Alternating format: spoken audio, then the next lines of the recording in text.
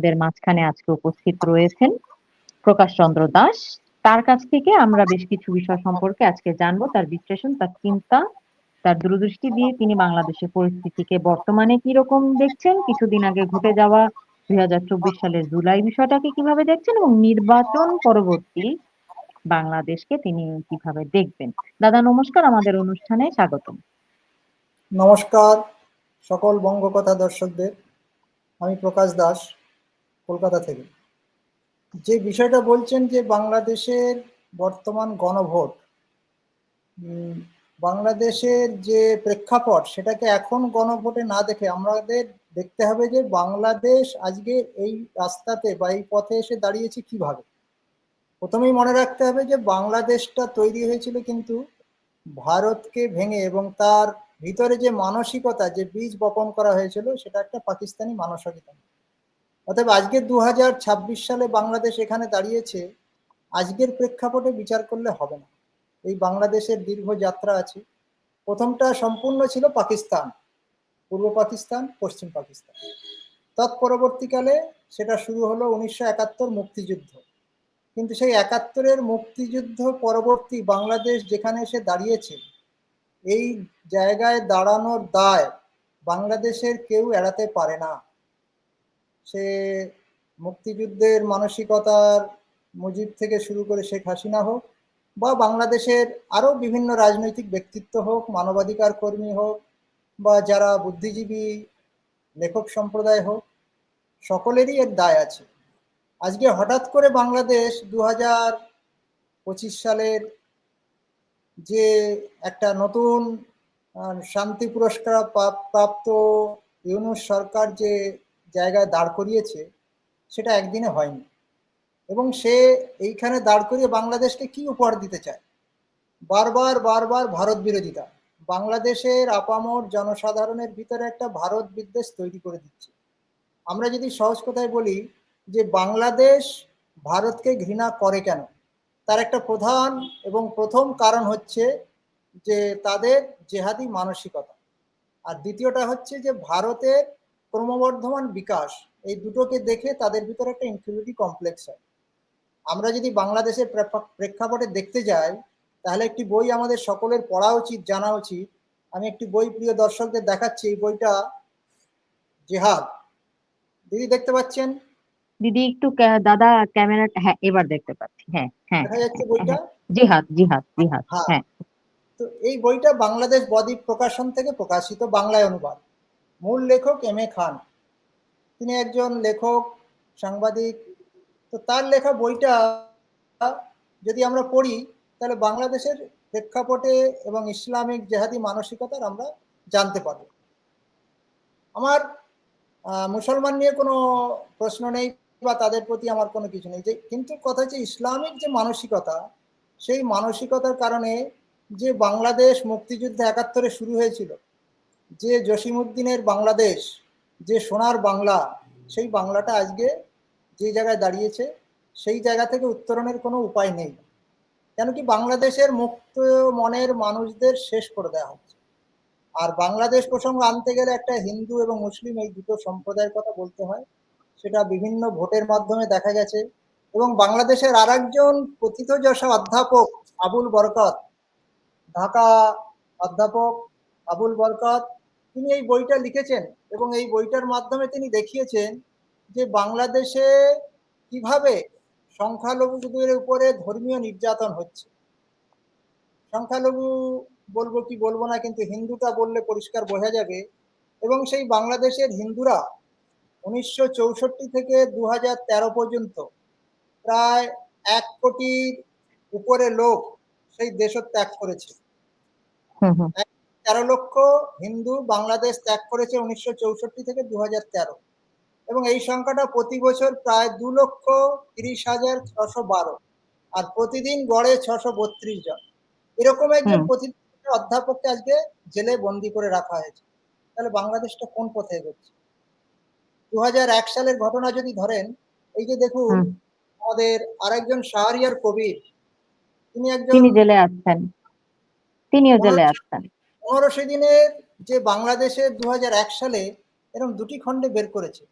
তাহলে বাংলাদেশটা আমরা কোন পথে যাচ্ছি? সেই বাংলাদেশকে আজকে গণভোট হোক বা যে ভোটই হোক, সত্যি করে কি বাংলাদেশ মুক্ত মনের মানুষদের বসবাসের একটা যোগ্য ভূমি হচ্ছে?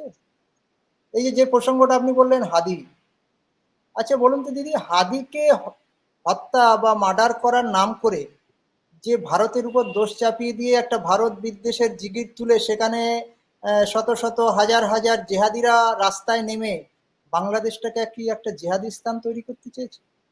আমার তো সেই ছবিটা মনে হচ্ছে 2001 সালে যে স্লোগান দেওয়া হয়েছিল যে আমরা সবাই আফগান,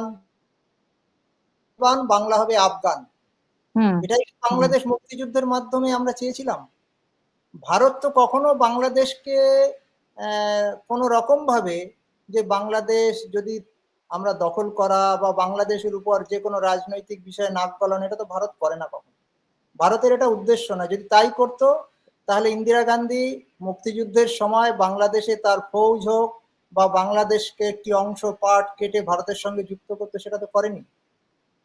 সর্বতভাবে ভারতবর্ষের সেনাবাহিনীর জীবন দিয়ে বাংলাদেশকে নতুনভাবে একটা সোনার বাংলা উপহার দিয়েছিল। আর আজকে সেই বাংলাদেশে ভারত বিরোধিতা করতে করতে করতে করতে সেখানে কিভাবে শুরু হয়েছে বাংলাদেশের সংখ্যালঘু হিন্দু মা বোনেদের উপর অত্যাচার। আমি একটু পিছনে যাচ্ছি দিদি, এই ঘটনাটা 1978 সালের ঘটনা, 71-এর ঘটনা আমি বাদ দিলাম। 1978 সালে 13ই মার্চ লাহোর, পাকিস্তান তৎকালীন গুলবার্গ শহরে, আর সিনেমার একজন নায়িকা, তার নাম ঝর্ণা বসাক, যতদূর সম্ভব যদি ভুল না করে থাকি, তিনি নাম নিয়েছিলেন শবনাম, পাকিস্তানের শবনাম নাম নিয়ে। আর তিনি সেখানে প্রায় 160টার উপরে সিনেমা করেছিলেন। 13টার বেশি তিনি সেখানকার সম্মান, মানে সিনেমার জগতের সম্মান লাভ করেছিলেন। 13ই মার্চ 78 সালে এরকমই একটি মধ্যরাতে তিনি যখন ঘরে ফিরলেন, আর ঘরে ফিরে ফ্রেশ হয়ে যখন তিনি তার স্বামীর সাথে ডিনারে বসলেন, আর ডিনারে বসার পর তখন ঘড়ির কাঁটায় ঠিক রাত 1টা। আর সেই সময় ব্যালকনির পিছন দরজা দিয়ে হুড়মুড় করে ঘরে ঢুকে আর প্রায় 7 জনের মতো জেহাদি, তারা তাদের পাশের ঘরে শুয়েছিল রোহন নামে একটি নাবালক সন্তান। আর সেই রাত 1টার সময় বাবা এবং সন্তানের সামনে সেই শবনামকে সারা রাত ধর্ষণ করার পরে তাদের আর বেঁচে থাকার মতো অবস্থা ছিল না, আধমরা হয়েই বেঁচে ছিল। তারপর তারা সেখান থেকে দেশ ত্যাগ করে, সেখান থেকে শুরু করে 2001 সালে বাংলাদেশে পূর্ণিমা শীল, তাকে কিভাবে দিনের বেলায়, প্রকাশ্য দিনের বেলায় মায়ের সামনে সন্তানকে একের পর এক ধর্ষণ করেছে, সেটা তসলিমার কবিতা থেকে আমরা পেয়েছি। বাংলাদেশের তো উন্নতি হয়নি, 71-এ হয়নি, 78-এ হয়নি, 2001-এও হয়নি, 2024-এ হয়নি। এই যে ক্রমবর্ধমান একটা দেশ, যে দেশকে আমরা মুক্তিযুদ্ধের নাম করে 71-এর থেকে শুরু করে ধীরে ধীরে আজকে 2024, 25, 26-এ আমরা দাঁড়িয়েছি। আজকে বাংলাদেশে ইউনুসের মতো একজন নোবেল লরিয়েট, তিনি কোন জায়গায় নিয়ে যেতে চাইছেন, এবং সেই নোবেল লরিয়েট বাংলাদেশকে কোথায় নিয়ে যেতে চাইছেন তার একটা যদি পরিসংখ্যান দিই প্রশাসনিক ব্যাপারে, আপনার 25/10-এ বাংলাদেশের একটি সংবাদ মাধ্যম আজকের কণ্ঠ, আর সেখানে ডিএসপি কমিশনার শেখ মোহাম্মদ সাজ্জাদ, তিনি কি বলছেন, ভারত বাংলাদেশের বিষয়ে হস্তক্ষেপ করলে যুদ্ধ ঘোষণা করা হবে। আচ্ছা, এটা আমরা ভাবতে পারি ভারত কখনো স্বপ্নেও বাংলাদেশকে যুদ্ধ করবে, বাংলাদেশকে দখল করবে, বাংলাদেশের ভিতরে নাক গলাবে? ভারত তো তার সর্বস্ব আর্থিকভাবে সব রকম ভাবে বাংলাদেশকে সহযোগিতাই করছে। বাংলাদেশের উন্নতিতে ভারতবর্ষের সহযোগিতা। ভারতবর্ষ কখনো বাংলাদেশকে দখল করার মানসিকতা থাকে না, নেই, এটা ভারতীয় মানসিকতায় নেই। ভারতের পাশে যে সকল ছোট ছোট দেশ আছে তাকে কখনো তারা এক হাত জমিও দখল করে না, করেনি, ভারতের ইতিহাসে নেই, দেখিনি একেবারেই এখন পর্যন্ত ভারতের পরম্পরাতেও নেই। বাস্তবে কিছু। এখন দাদা আপনার কাছে আমি একটা একটি তথ্য বিষয় দেশের ইউনুস বলেন। সরকারের রাজত্বে কি করছে, যে আমরা এখন ভাবছি যে হেফাজত জামাত এরা কিভাবে সরকারে এসে যাচ্ছে। আপনার 68টা জেলা সুপারিনটেন্ডেন্ট, জেল সুপারিনটেন্ডেন্টের মধ্যেও প্রায় 49 জন হচ্ছে জামাতি ইসলামী, তারা স্বঘোষিত ডাইরেক্ট নিয়োগ করা হয়েছে। 449টি উপজেলা নির্বাহী অফিসারদের মধ্যে 322 জন ডাইরেক্ট জামাতি। 64টা এসপি সুপারিনটেন্ডেন্ট অফ পুলিশের ভিতরে 41 জন হচ্ছে জামাত, 64 ডেপুটি কমিশনার ডিসিএস এর ভিতরে 41 জন ডাইরেক্ট জামাত, 649 জন অফিস ইনচার্জের ভিতরে 418 জনই সোজা জামাত, 250 জন ডিস্ট্রিক্ট জাজের ভিতরে 178 জন জামাত। এই সরকারি প্রশাসন নিয়ে বাংলাদেশকে কি আমরা চাইছি আগামী দিনে একটা মুক্ত মনে মুক্ত মানুষ